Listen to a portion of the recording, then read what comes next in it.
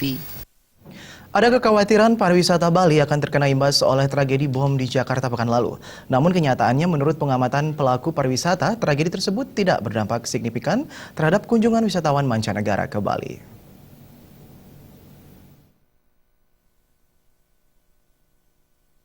Penyederhanaan yang dimaksud adalah pihak hotel maupun restoran memaksakan para seniman yang pentas untuk menghibur wisatawan dengan mengikuti aturan hotel utamanya dalam hal pembiayaan.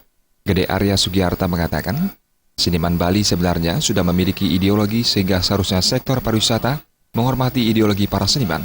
Hal yang mulai terjadi misalnya seniman yang tampil dibayar sangat murah, padahal hotel maupun restoran selama ini mendapatkan keuntungan yang luar biasa. Untuk itu Gede Arya Sugiarta berharap pemerintah memberlakukan standar honor seniman yang pentas ke hotel, sehingga seniman menjadi bersemangat melanjutkan profesinya dan seni budaya Bali tetap terjaga.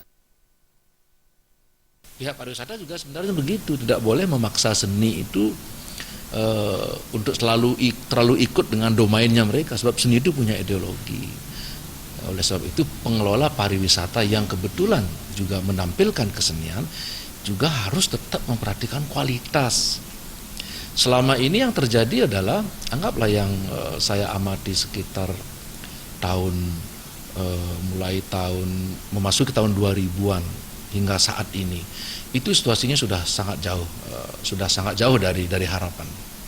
Jadi kita lihat kesenian pariwisata, khususnya kesenian tradisional Bali yang saya tahu, ada memang masih tetap pentas, tapi kondisinya memprihatinkan.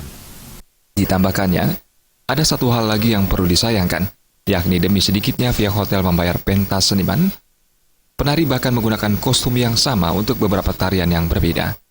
Jaya Kusuma dan Bayudi, Bali TV.